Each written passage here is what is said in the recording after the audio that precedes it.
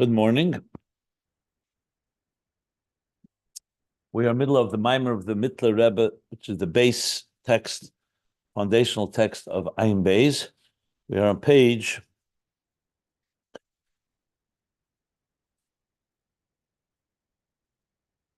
383, which corresponds in Ayin Beis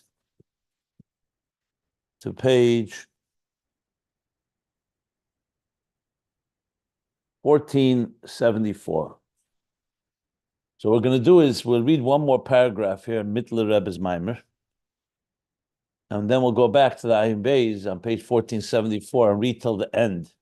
Even though we learned it already, but now we'll learn it with being informed by the Mittler Rebbe's Maimer. So we're in the middle of learning, just to sum up again, the contemplation of Shema Yisrael, Hashem Elokeinu, Hashem Echad, which is ultimately going to answer how you can bring an animal soul that is driven by self-interest to love God. V'ahavta Hashem Elokecha b'chol levavcha. But before V'ahavta, you begin with Shema and Baruch Shem. And prior to that, Birchus Yetzer and Avaselim, as we discussed. So here the main focus, since from the beginning of page, essentially from page 372, more specifically 374, he's been talking about Shema Yisrael Hashem Echad, that there's two levels of unification with the divine. But first we began with the very concept of Yichud by understanding the concept of Yesh Ayin. So to put it again in simple English, when you have Yesh Yesh, everything that's man-made is reshaping something from one form to another. That doesn't mean it can't be a tremendously new, innovative technology, but you're not creating something from nothing, meaning you're not creating a completely new reality. So there is a cause and effect that obviously impacts each other, but because they're commensurate to each other, because they're both coming from the same reality, from the same paradigm, you wouldn't speak about the level of bittul or yichud. Why? Because, for example, if intelligence is coming from your teacher to the student, so the student has a measure of respect and bittul, but they're not infinitely apart. So ultimately, their commonality doesn't really allow for total nullification, so to speak, being totally absorbed. As much as a student should be absorbed by the teacher. So maybe that's not the best example. But take other things. Let's take science. Ideas that evolve from previous ideas. So of course you honor and respect your sources and those that came before us, but you can't speak in terms of a total unification with the source or total bittul to the source, because you're all talking about in the same world. When it comes to God, the creator, and existence, they're talking about two different paradigms altogether. Yesh Ayin. So therefore, there's a complete nullification, the Ayin, the Yesh to the Ayin. And a complete Yichud. It's all about being absorbed by there's only one reality. In Yesh, there's two realities. It's true, one is causing the other. But there are two realities, and both are legitimate, and both in a way affect each other. That's why the second thing, Shinui and Espilis, they have an impact, but not the way it is with Yesh Ayin. That was the first point. The next is that in this process of Yesh Ayin, there's two steps, two general steps. One from the Yesh Amiti to the Ayin, to create some form of expression from Atzmos to expression to Oir. That Oir is completely bottled to the source. And the second step is that Ayin then moves into another state of Ayin that becomes Ayin to Yesh. That relates, Koyach HaPoel B'nifl, the energy of the creator within the creation, of the producer within the product. Because that's another paradigm shift there. So therefore you need also the third point, a parsa, a partition, a curtain that separates between the two. And then finally the point is that is all mitzad us, shtalshlos. From the point of view of God, Kel Deus Avaya, he encompasses both perspectives. Das Elyon and Das Tach. The Das of Yesh to Ayin and Ayin to Yesh, B'Shava Mamish, like he says. Literally equal from his point of view. Because the Parsha does not diminish or conceal anything within himself.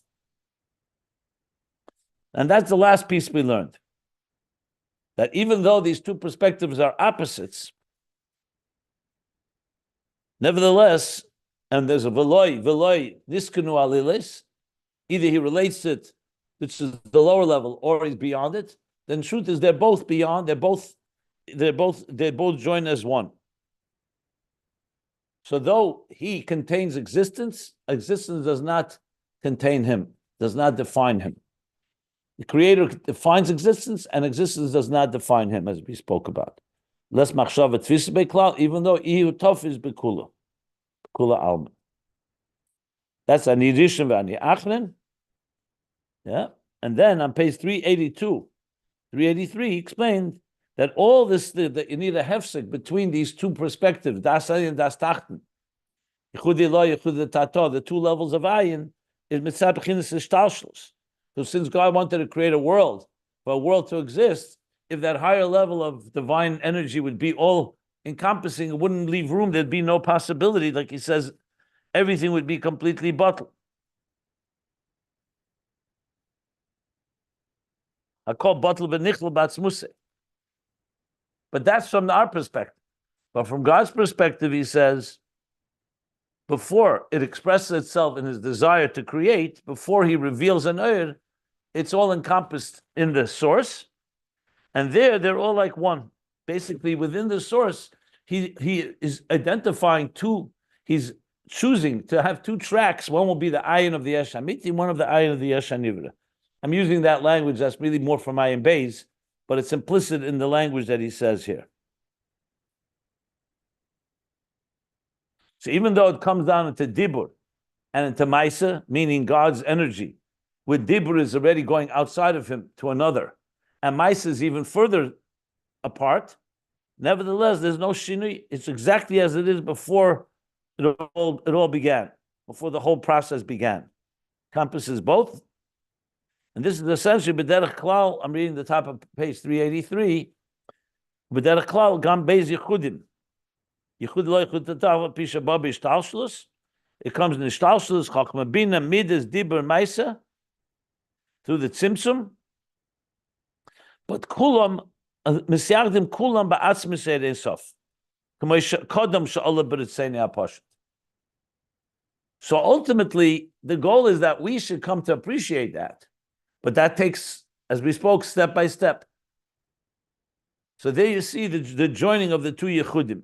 Kegavne, like he said, the inner misyagdel ela in Das Alien kach misyagd hamalchus latata. Similar to what he said before, kach kamoishu ani rishen. That's how he is also ani achre.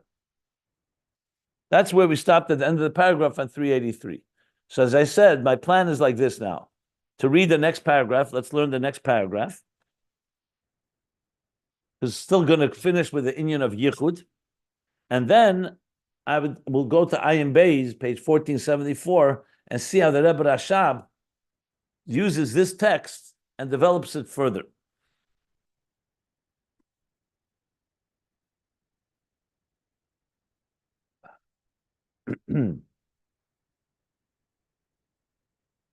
Okay. So let's learn inside the new paragraph on page 383. The pages can be found at ayinbeis.com. And with all this, will be more further understood, better understood. What we discussed earlier. What did we discuss earlier? B'mashe ikar yichud elikus zeh basog zeh. So we learned earlier when we speak about Shema Yisrael Hashem Elokeinu Hashem Echad, he said that the mitzvah, which is the primary of all mitzvahs, is Yichud. Yichud Elikus.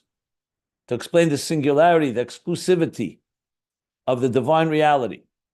And that everything in existence is really just an expression of that.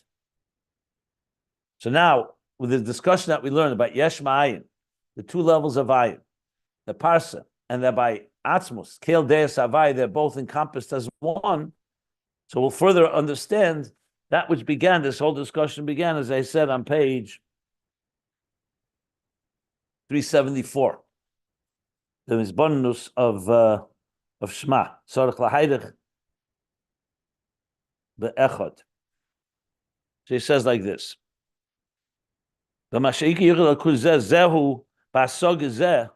That comes with this comprehension that we just discussed, a full hasaga. Hasaga is comprehension and understanding. Remember point number 1.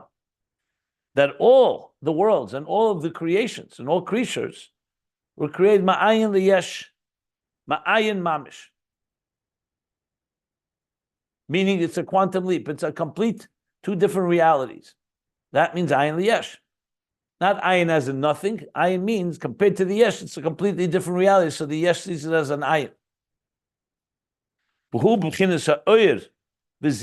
Since God is so beyond, so the waves only came from a ha'ara, from a light, from a reflection, a divine light and reflection, which doesn't at all impact the source, and even the light is not impacted. Not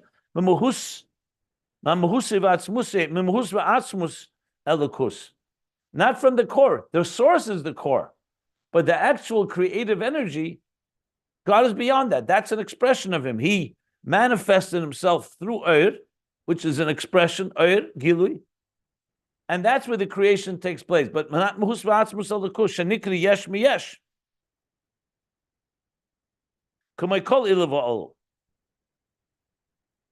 What he means to say is that when something comes from a Mahus le-Mahus is Yesh Miyesh, not Yesh Me'ayin. Like every cause and effect. And that's not the way he did it. So that's what he's saying, Shanikri Yesh Miyesh, meaning that it comes from the Mahus, then it comes Yesh Miyesh, and that was the mistake of the philosophers. However, this doesn't mean that the Ayin remains completely disengaged and removed from existence. The process of Yesh Me'ayin, now that we've established that there's such a leap, paradigm shift, and quantum leap, there's nevertheless, it's in steps. There's 2 levels of Ayin. That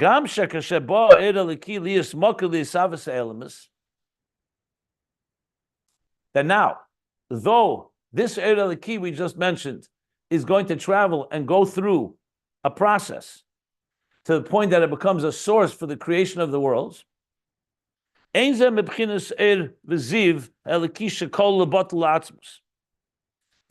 an Eir that has gone through some form of metamorphosis, some shift. It's not the Eir V'ziv Eliki, the way it's kolel, encompassed and batul atzmus. That level, the higher level, is shezehu mayesh la'ayin, ha'alef b'chinas das elyon anal. So the first level is that from the yesh hamiti, from the source, came a form of expression called ayin. That's the yesh to ayin. That's das elyon. That from there directly does not come to creation, because that's still removed from existence. Elo, where does it come from? From a second level of Eir. B'chinas Eir hanivdel min ha'atzmus. The Eir that is so-called separated from Atzmus. Doesn't mean separated, it means it is now taking on and engaging and relating. Yehi Eir, Yehi Rakia, Dasar Maamorei Berichuk Mokim Dafke. So in other words, it's unlike the divine infinite personality of the higher light. The first level of Ayin is simply divine expression, and therefore all it is completely divine. Has no shape, no form, no structure. The second level of Ayin now has gone through, like we learned, a parsa, a tzimtzum, that causes it to be commensurate and relate to existence. We're going to learn that it's still no different than the first one from God's point of view. But from creation's point of view, this required the artist had to define what he wants to create a certain particular piece of art. So that's called Berichuk Mokim. Even though it comes from the same Atzmus, but it's not reflecting Atzmus in his full glory without any limits and parameters. Now it's taking on and relating to the defined existence. And this happens Like he says, "Kamoyal de hamoshach shebein ha'elyon l'tachten." So it's interesting, a bracket and a parentheses. I'm not sure why there's a parentheses in the bracket. But regardless, it says, Kamoy, like when you see a light that shines through, let's say sunlight, and you have a curtain on your window. So what's happening? The light is shining through the curtain. So he's giving that example. Shabein ha'elyon l'tach. So to get from Yesh Ayin to Ayin to Yesh, meaning from Das Ayin to Das Tachten, is like shining through a masach, a curtain, shebein elyon l'tachten, that separates the higher and the lower. Shenikra ora da ha'ora canal. And now it becomes, like we mentioned before, a reflection of a reflection. The first level is just a reflection of the divine essence. Now it's a reflection of a reflection because it goes through this diffusion.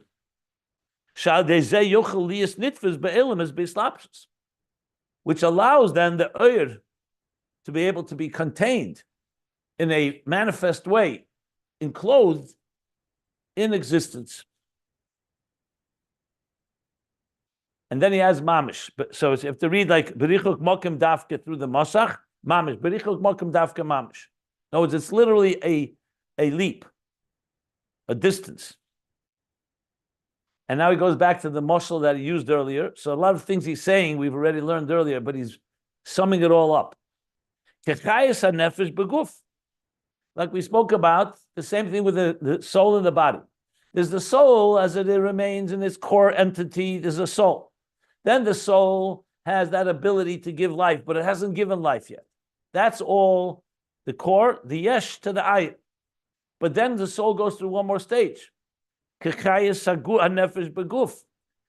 nefesh is manifesting within the body, and here it is commensurate and relating to the body. Sheyesh erech v'ispailus v'shinui kanal, to the point that now there's something in common, and there's ispailus and shinui, like we learned, that the soul is affected by the experiences of the body, by the pain and pleasure of the body. We don't say that by godliness, except through avodah. But that's the point. So we see here a second level, the lower level, in the example of the soul. So that's the first part of the hisbonenus, the asaga, that it's yesh ma'ayin, and now the ayin itself goes through two steps until the point is coming. But nevertheless, even though it comes into existence, now we're going to learn there's still the higher level of yichud is still there from the point of view of atzmus. So that's what he continues now. Now, according to the above mentioned reason, which is that atzmus is higher than both these levels of ayin, so according to the reason above that explains how God contains both these deis. Kael deis havaya does not say there's one deya and then there's another one. They're both kael deis havaya. So according to what we learned then, so now according to what we learned above, so now we understand these two things we just talked about. Also,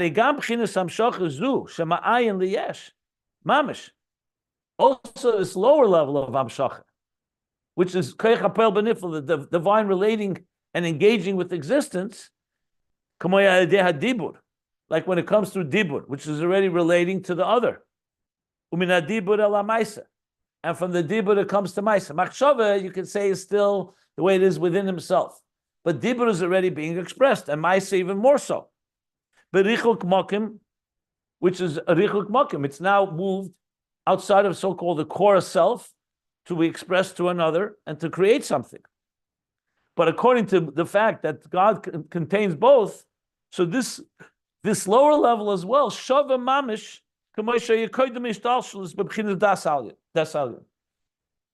it's equal, not from our perspective, from God's perspective, to the das alien, because both of them are divine expressions. It's just a difference between the two of them. But they're both coming from the divine core, which is removed and beyond both, and therefore contains both. So the das tachten is like the das alien, like we learned before.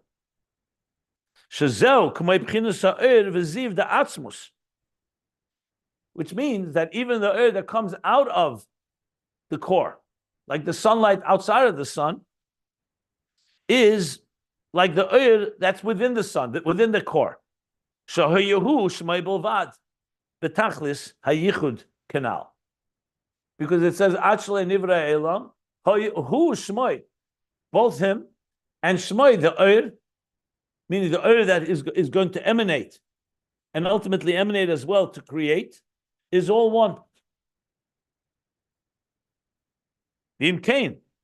So based on that, therefore, Masha Nikra, Ma'ayin Liyesh. So when we say that it's Ma'ayin Liyesh, the lower level of Ur, Das Tachten, from Ayin to the Yesh, it's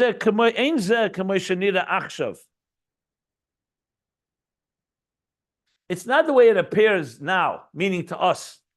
He said those words, nida. Because when you see Yehi Ur, Yehi Rakia, it sounds like the divine is manifesting within existence, and it is. So he said, but in truth, it's not the way it appears now. Presently, meaning both Bizman Hazet today and to us. Not lost in love, when all this will be revealed. So when we look at the energy of the divine, it appears that it is manifesting within existence and it's kiruv ve'erech. It's not the same level as Das Elyon. Das Elyon remains removed. The higher level of Ur and Ayin. The lower level is like kiruv ve'erech, like a faculty and vitality, like the nefesh, just like the power of vision that goes into the eye and the power of hearing that goes into the ear. That's what it appears now.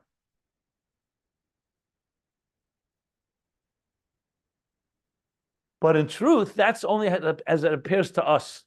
In truth, Ella, however, the way it actually is, not the way it appears now, that even this level of oil that's going and manifesting within existence is ayin mamish, the hainum b'chinas ayin hamuchlet. Another name he's giving now for the ayin of the yesh amiti. Ayin hamuchlet means absolute ayin. The ayin of the yesh hanivra is an ayin relative to the yesh, because it's a different paradigm, a different reality. But the ayin hamuchlet that is completely nullified is the higher level of ayin, where kamoy de kamei mamish de kolom mamish chshiva. Like we learned, the higher level of ayin is bittul memitzias. Yichud de'lah, bittul memitzias, because it completely nullified the presence of the etzem. The lower level of ayin, we said, creates bittul yesh, because there is a yesh. But that's again all from our perspective. But in truth, even the lower level of ayin is really coming from the higher level is like the ayin hamuchlet, which is completely nullified, because it's only God's reflection, like we learned earlier. Hoid.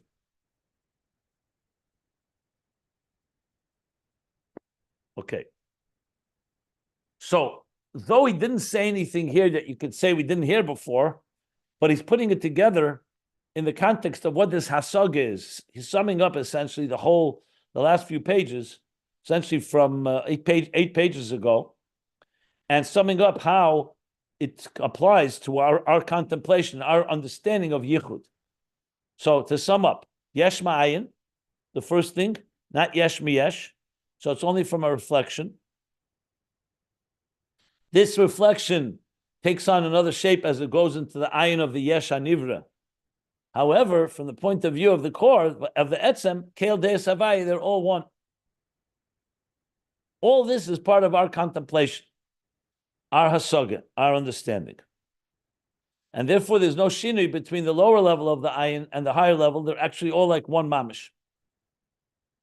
Now, as I said, we're not at that level, but that's how in truth and reality it is. As I also said, when we learn Ayin Beis, this will become better, more understood. We're not finished yet.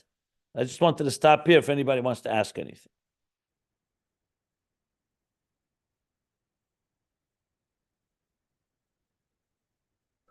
From Atzmus, nothing could happen, right?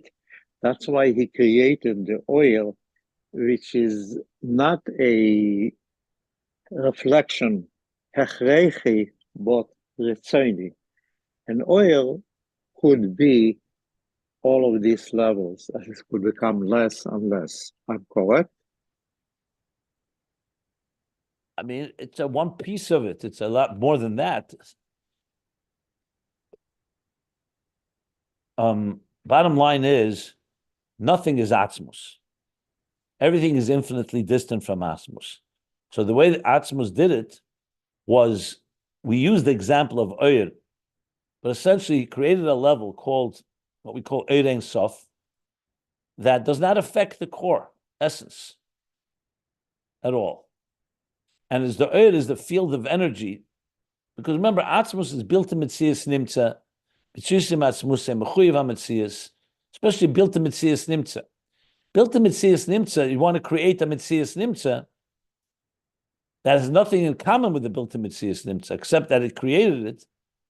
So Oyer becomes essentially a reflection of the divine, of Atzmus, but it's now become a Metzias Nimtza. It's become a defined entity. It's not defined in structure. It has no parameters. It's Oyer Ein Sof, but it's manifest. It's a gili, it's an expression. An etzem without an expression would mean no relationship. So Oyer explains how God chose to have a relationship. A relationship means immediately that you're going down a level, because Asmus is beyond relationships. Relationships means that there are two things that have something in common, and there's nothing in common with Asmus. So Oyer is the perfect example to explain that process, because on one hand, Oyer is just simply a reflection of the source. On the other hand, it's only a reflection and does not affect the source. So, if that's what you meant, what I'm saying now, it's part of the story, and there's more to it, of course, as well. But yeah.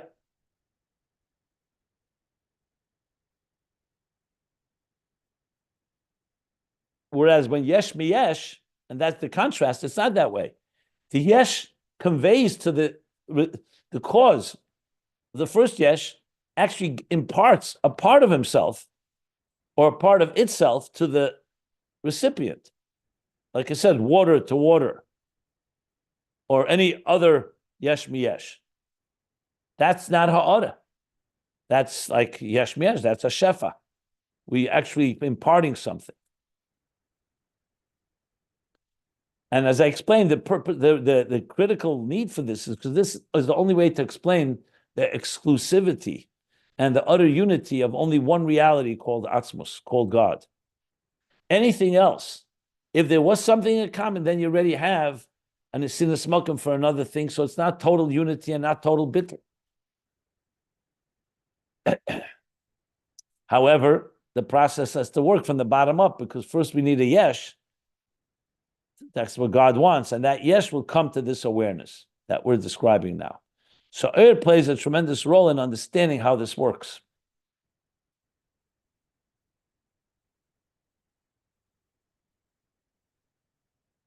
Okay. Any other questions? All of this could start only by Oyer. Even Oyer Ein Sof, which is not having a direct connection to us, but from Oyer Ein Sof, eventually could come Yesh. Atzmus is not shaykh as such a thing. I don't know if I would say that exactly, because I'm not sure what you're getting at. Atzmus creates the Yesh HaNivra, it comes from the Yesh HaMiti. It's Yusim Atzmuse. Atzmus is the creator. It's just the question, the process of creation. Everything comes from Atzmus. Even Oyer comes from Atzmus. Oyer is the way that Atzmus is able to impart, so to speak, his power of creation through his own energy. As I said, Mitzias Nimtza, to be able to go through the process, yes, all the levels. The idea of Gili and Helam are not shaykh in Atzmus. They're only shaykh in Oyer, if that's what you're referring to, yeah.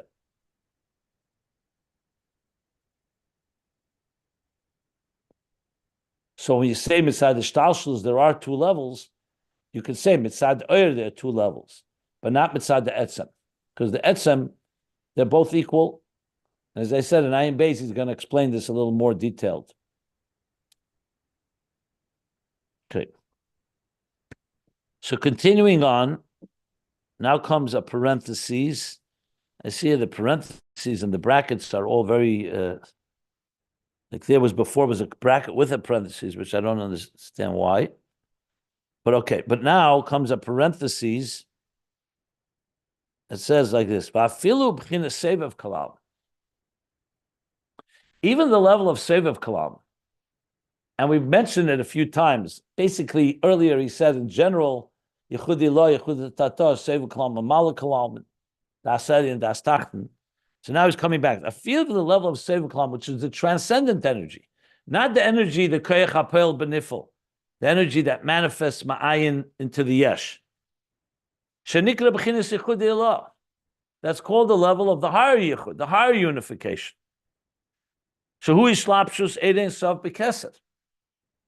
That's how edein sof manifests in kesed, not kesed into chachma and bina, which is the lower level, like we learned earlier. But this is edein sof to kesed, which in turn then transfers l'chachma bina, shenimshar gam kein berichuk mokim, which also, so even Sevev Kalaman is also a leap from its core source. Let's see where he goes with this. I want to finish reading it before I. So berichuk mokim, and here comes a bracket inside the parentheses. It looks like trying to figure out how this works here, because then there's, oh boy, it's strange because he begins with a parentheses, then he goes into a bracket. Then in the middle of the bracket is another end of a parenthesis, and then there's the end of a bracket. So something doesn't make sense here. Because how could you end a parenthesis in the middle of a bracket when the bracket's not ended yet? Okay. I have to figure that out. I don't know. Maybe that's how it was in this particular manuscript. But let's read and I'll explain it shortly. We'll see how I could figure out where the parentheses and bracket is. But let's first talk about the concept itself. So he says like this: the parsa shenikra ma'ayin liyesh. Remember, we learned that there are parsayas on all levels. There's a parsa from yesh to ayin. I'm sorry. Let me correct myself. There's a parsa from ayin to yesh. We learned the parsa between atzilus and bria. We learned the parsa between moichin and mides, meitzah agorin, and we learned the parsa between keser and chacham, which is the avir, the membrane, the space above the membrane, above the brain. So he's saying like this now: the parsha shenikra ma'ayin liyesh, the parsha, the partition that is called ma'ayin liyesh, that's the lower level.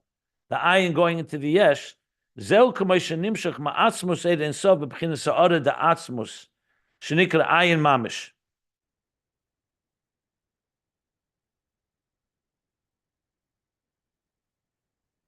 Okay, I need to read this again. I'm not clear what he's saying, because he's saying shenikra ma'ayin liyesh, not miyesh la'ayin. I think he's trying to say is that this parsa that for us is so critical to separate between the higher level of ayin and the lower level, that above the parsa shenikra ma'ayin there zeu k'may shenimshach ma'atzmus ensof b'bchinas ha'orah da'atzmus shenikra ayin mamish she'ein ha'parsa tefes mokum klal legabim hus atzmusei mamish canal. So let me read the whole piece, and then I'll try to explain. Okay, so this order that's coming from is really from Ayin Mamish, because the pasuk is not Tefes Mokim. The pasuk that for us is Tefes Mokim, which means it creates this paradigm shift from a higher level of Ayin to a lower level of Ayin. But by Amahus Atzmus does not affect the Hainu Mishum Demasha Nasa Berichuk Mokim. And that is because that which becomes a leap from Richuk Mokim, even a Seva Klam, bechinas Koyach Nivdal Mina Atzmus, Bekoyach Apel Benifel, Ukediba Sheyetzel Lechutz, Zeo Mitzad HaYishtalshlus.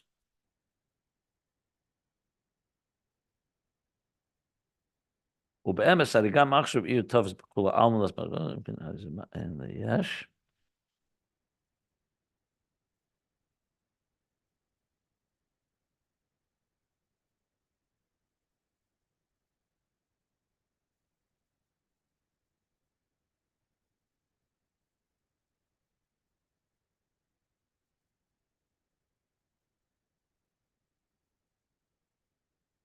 Okay. I understand what he's saying. It says the language is a little, I don't want to use the word convoluted, but it's a little difficult because he's hinting to things. So let me explain it, and then I'll read it inside. What he's trying to explain here is what we talked about before, that even though we see it from one perspective, but from Atzmos' perspective, it's very different. The very same reality we see, God sees differently. So let me use an example. I already used this example, but I'll use it again. When the teacher is preparing himself to convey an idea to a student, which is all an internal process within him. So and fundamentally, even though he is preparing himself to do that, and that's going to be critical because the student will not be able to receive from the teacher as he is on his own. He needs the teacher to take his own seichel. Let's call it the Ayin of the Yesh Amiti of the teacher. The seichel is the teacher's intelligence, and the teacher has to prepare it and prime it and use a parser in the process to be able to then put it in words and in action and bring it and convey it to the student. But as long as it's happening within the teacher, it's all part of one teacher. It's not like the teacher is split into two and his intelligence is split into two. It's the same idea. The very idea that he's conveying, whatever that idea is, however profound it is within himself, he's just subjecting it to another element that the student should be able to receive from it. But if you're able to get into the brain of the teacher while he's doing that, you wouldn't see a second level. You'd see it's all part of him expressing himself. This is how he expresses himself to himself. That's the higher level of Ayin, his own intelligence. And then there's the expression, how he's packaging it and tailoring it and preparing it for the student. So what we call, from our perspective, the student's perspective, there's two things here. There's Yesh to Ayin.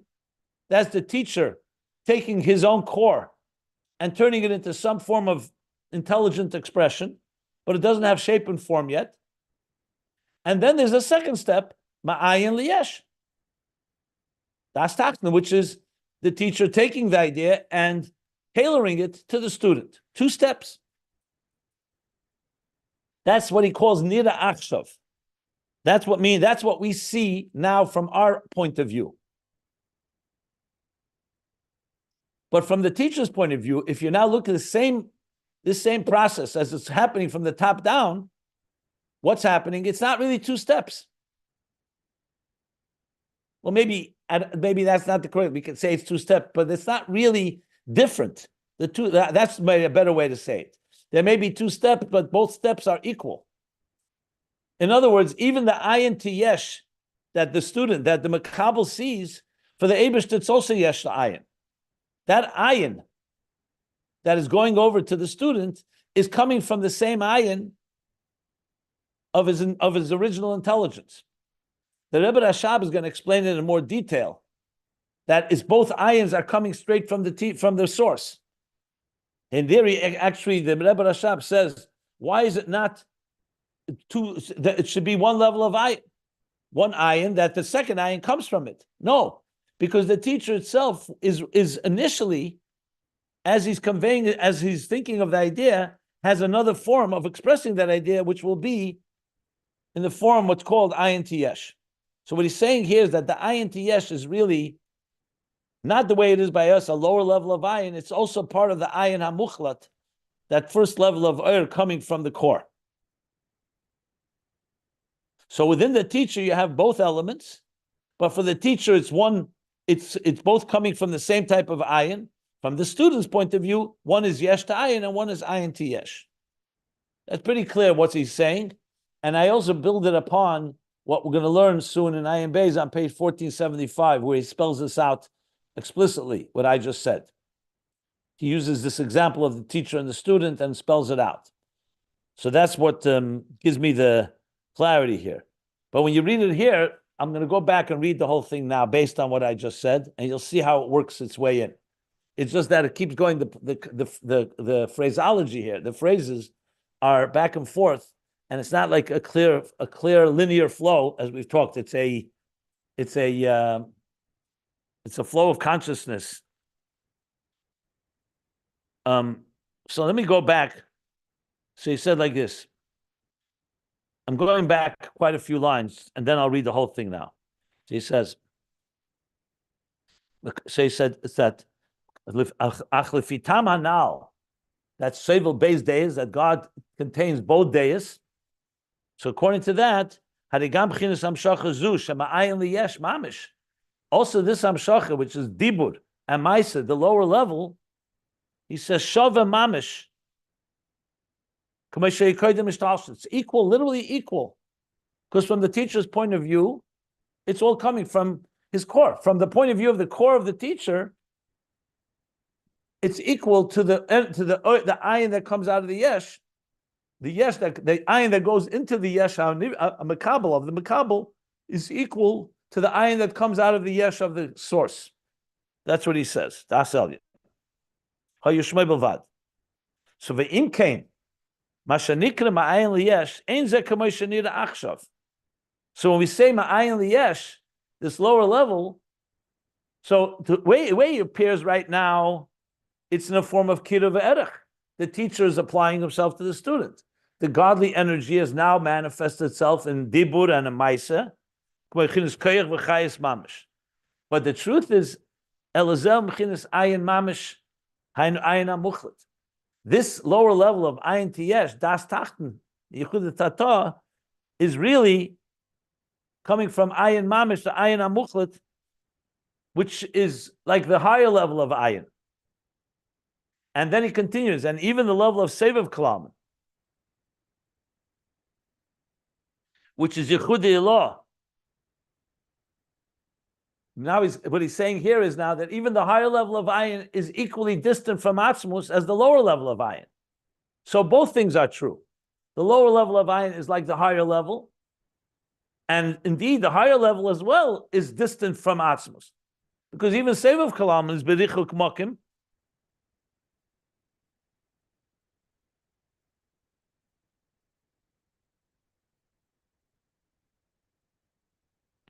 And all the parsoyas that are separate are not parsoyas compared to Atzmus. That's what he says. He says, wait, nimshach ma'atzmus saying so b'chinas orad atzmus shenikra aymam she'ena parsha tefas mokum klal. So the idea that there's a parsa is true. There's a parsa between Keser and Chochmah and between all these levels, but that's only from the perspective from below. From the perspective above, the parsa is not relevant. In other words, from the teacher's point of view, the fact that he's concealing doesn't affect him in any way. Nothing of his intelligence has changed as a result. And that's what he says, V'hainu. Mishum demashanasa berichuk mokim, b'chinas keyach nivdel mina atzmus, b'cheich hapel b'nifel, u'kedibur sheyetzel lechutz, zeh mitzad ha'ishtalshalos. That which we see, something that's so-called becomes separate from atzmus, and it's the power of the producer, the energy of the producer in the product, like dibur, which expresses itself outside of him, that's only mitzad ha'ishtalshalos, like we learned earlier. Ube'emes harigam achshav iyu tofis bekula almen v'les machshavet tisvei klei klal. When in truth, even now, when the creation is going through this process, and we see it from that perspective, that it's fit, that it is going so-called outward, that's only from our perspective, ishtalshalos. But in truth, even right now, as he contains existence, as God manifests within existence, tofis b'kul alman, les machshavet tfisa beklal. At the same time, he is not contained or defined by it. So then, before im kain, and that's the conclusion. That's where I saw harizel ma'ayin liyesh shenikra ayin mamish. So the ayin liyesh that we are calling not ayin mamish because it's the second level of ayin. It's called ayin mamish. She'ein b'zeh shinui klal. There's no shift at all that has happened. And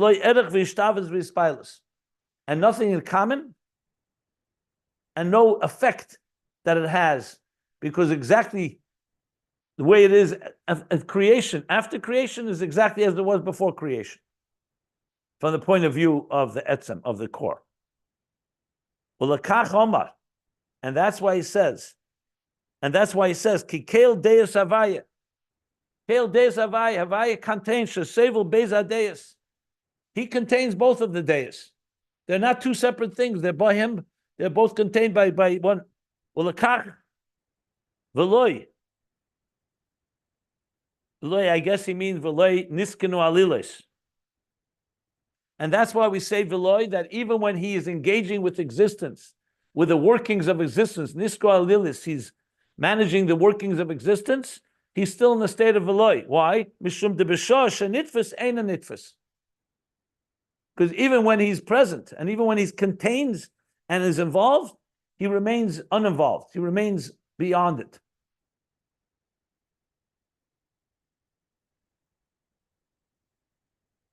Now he gives an example. Let me finish the paragraph and then I'll take questions.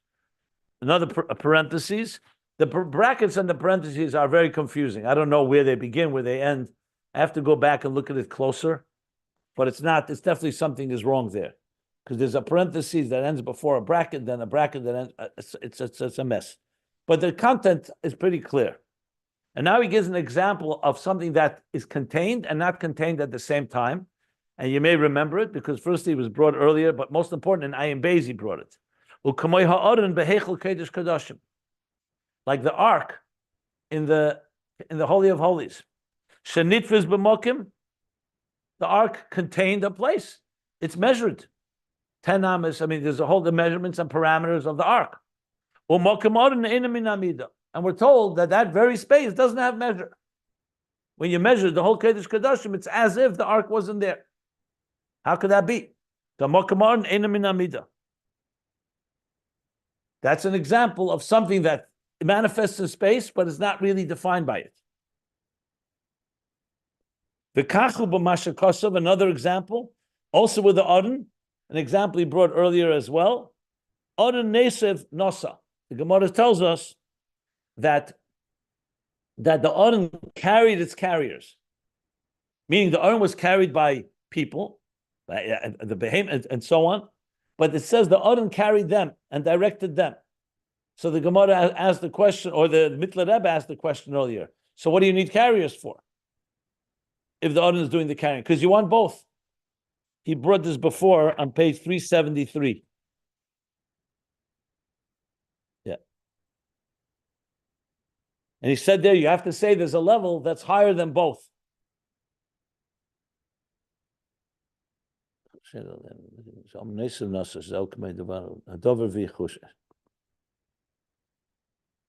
Because something an opposite. If the Ayin is being carried, then why is it carrying them? And the answer is because it has both opposites. It relates, it's defined, it's carried by existence, but it's also higher than being carried. It's the one that carries. What do you mean by there's a level higher than both?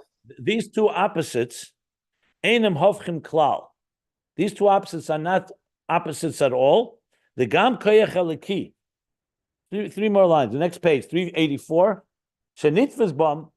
There's also the divine energy that manifests in them. K'moshikosav Adnai Bam. That manifests Bam within them. Shemahava Esa Ma'ayin Liyesh, that creates them. Ma'ayin Liyesh. Remember the Koyach Apel Benifel, the divine that creates existence. Nevertheless, less machshava tfisa beklal. Even while he's doing that, no thought, nothing can contain him and define him. Al kain nesav nasa. That's why the Ayin carried them, because the Ayin manifests this level of elikus. V'im kain. This is harizeh ma'ayin mamish. So based on this, even ma'ayin liyesh, the lower level of the Ayin, is like from ayin mamish. Even though this area is already the process of creating existence, it's exactly like it was before creation, without any shift or change. And therefore there is no difference between Yechudi and Yechudi Tata, like we discussed earlier, Vidai Lemavin. And now again, there's the end of a parenthesis, which I have to figure out where the beginning is. It's confusing to me because it seems to me that this topic is not outside of a parenthesis. This is the very core message of the mimer. Okay, but that I'll work out afterwards. Okay. From that perspective. Now, to really understand what we just learned, we're going to go back to Ayin Beis, not today, on Sunday. And Ayin Beis elaborates on this, help us further understand, because clearly this is not a simple matter, because you're talking about here, literally, first of all, two perspectives, our perspective and God's perspective. But more importantly, in God's perspective, how he sees both these entities, and both are like one. Because like I said, Atzmus, like you said earlier, is higher than both. He's not closer to Seviv Klam than he is to Mamal Klam. He's not closer to the Ayin of the Yesh Amiti than he is to the Ayin of the Yesh Hanivri, the core essence. Like he said also before on page 373, when he spoke about Nesav Nosal, that the Odin carried its carriers. Okay. I'm going to stop here and we'll take questions.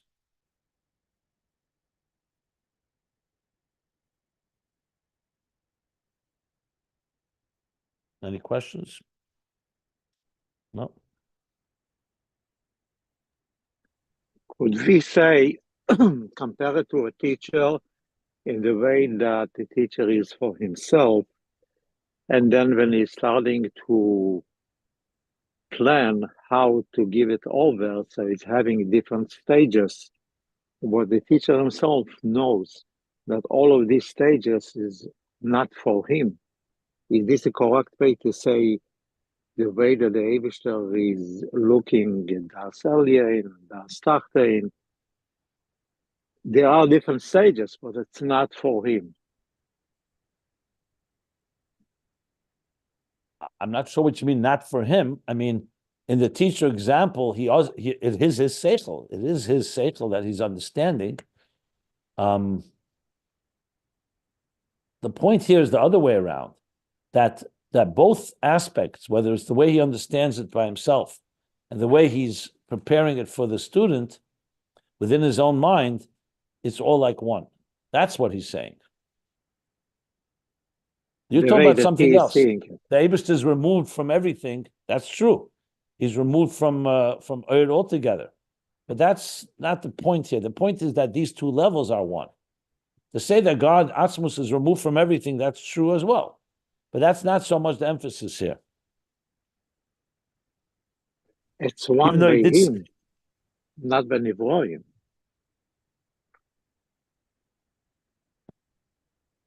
Anyway, the point he wants to make here is that these two levels are one, and not like it is by us, like two. That the Ayin of the Ayin that manifests in existence remains removed from existence. That's the main point he wants to make here. That's the Hizbonenus. That's the Hasaga that he wants to emphasize here.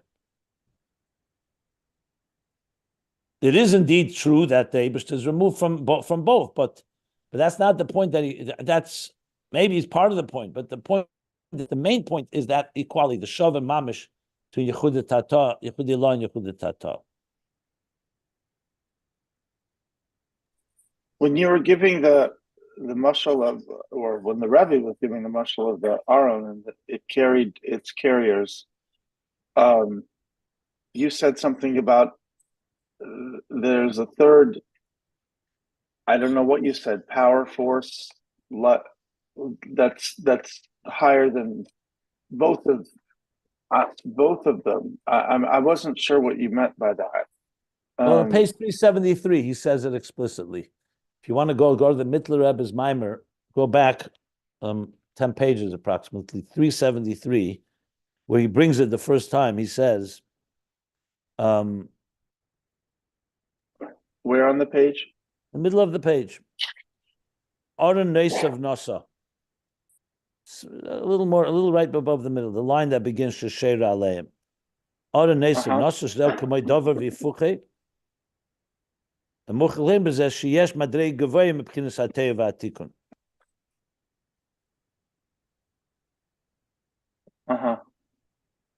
And how do you And conclude... also before, at the end of the paragraph on page 382, he used the expression he encompasses both deis, liyeshe l'mayla mishneim, being that he's above and beyond both. In other words, as I said yesterday, God is not closer to non-existence than he is to existence. If he was, then you can't say that. Then basically God is beyond existential as we know it, and that's that. And then existence is therefore distant from him. And non-existence is closer to him, so to speak. But if the etzem is beyond non-existence, meaning beyond the ayin and beyond the yesh, including the ayin of the yesh amiti, then that's why it equalizes.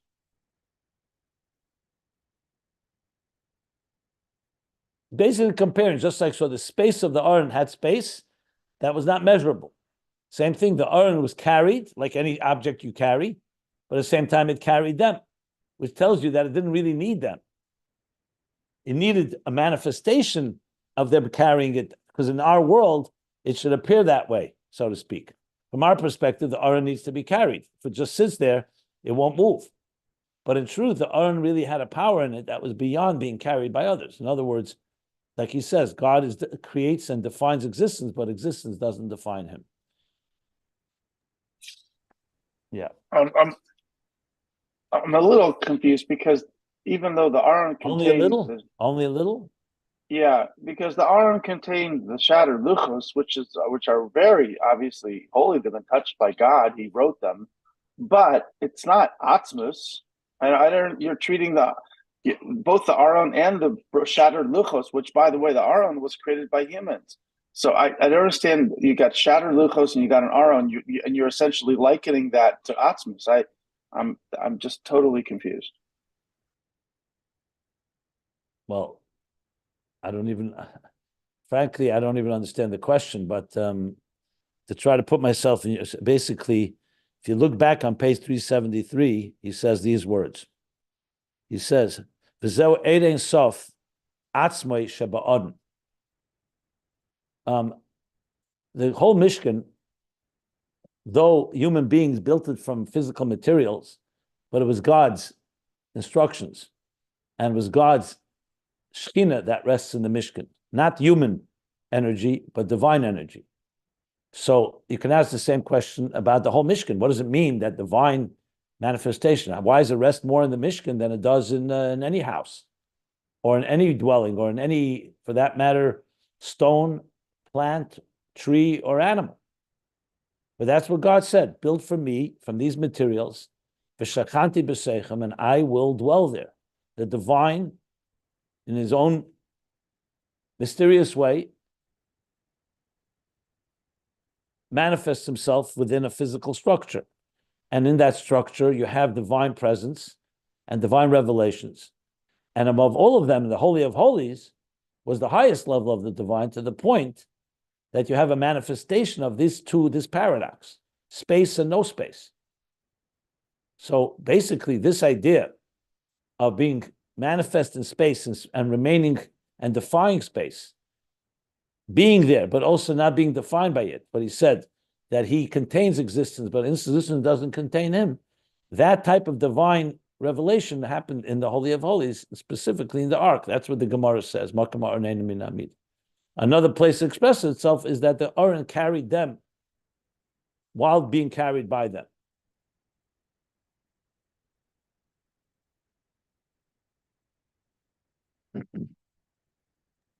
I understand the words you've said, but I don't understand how that is a manifestation of Atzmus itself. You can argue that He's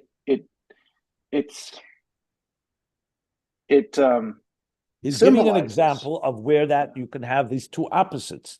Look, the statement that the space of Aron does not occupy space is not the Mittler Rebbe. It's the Gemara in Yuma. It's a Gemara. Yes, I'm aware. So are you asking a question about the Gemara, or are you asking a question about, because the very fact that something can occupy space and not occupy space, as you can imagine, is not a common thing. You don't have anything like that in existence. It's a complete miracle. It's even beyond a miracle, because it's like literally two opposites. Is it occupy space or doesn't occupy space? So Chassidus comes to try to make sense and says, because the Aron is manifestation of Elikus, the Torah of Hashem, godliness resting V'shachanti b'seichim on the Aron. That was the place where God chose to manifest in his ark, in the Torah, and so on. So within it, you have an expression of this type of beyond paradox that comes from Atzmus. Mm-hmm. So you're asking me why God chooses to manifest that part of him in something in existence? He wants to give us a taste of his reality. No, that's not my question. But you're saying and he doesn't do it in other things, but he does it where it belongs. That's in the Aron. That's where. Yeah. It's one thing to say it is emblematic or symbolic or of Atmos. It's a different thing to say it is Atmos. I don't know what you mean by is Atzmus. He says kamoy. The language he uses ukamoy Aron behechel. This that we just said that it manifests and is not defined is kamoy Aron behechel, like the Aron in the hechel. So I don't know what you mean by the word is Atzmus. Well, you said there's a third state of godliness that is above the two aspects of reality manifesting. Space. There's space and there's beyond space. And since God is not space and not beyond space, he joins them together.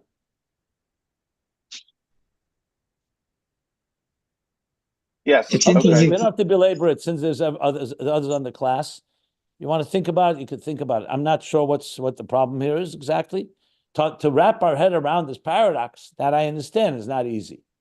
But that paradox, he's given us in our physical reality something to hold on to, something to contemplate on. The Aron is now you have like a manifestation of that. And as I said, the Mishkan in general is a manifestation of godliness, even though Shlomo Melech said to God, Shemayim v'shmei Shemayim lo yichal kolucha, heaven and heavens of heaven could not contain you. Afki abayis hazeh, can this small little structure contain you? And Hashem answered, yes, read that b'nechusa. Exactly right. Not heaven and heaven of heavens can't contain me, but I've chosen to be contained in this Mishkan, in this Beis Hamikdash on earth. But let me say this. Let me stop here at the top of page 384. Does anybody else have any questions?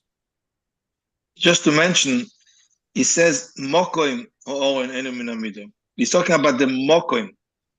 The own itself was a piece of wood you could measure it. He's talking about the mokoim, and that's why you could differentiate between the luchas and the own.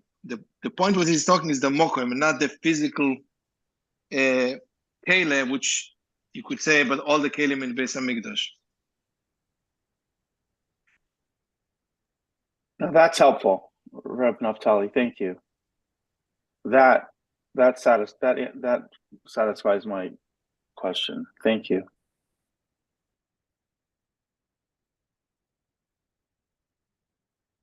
Okay, so we'll stop here, top of page 384, the end of the paragraph. As I said, we'll go back to Ayin Beis and see how he explains all this.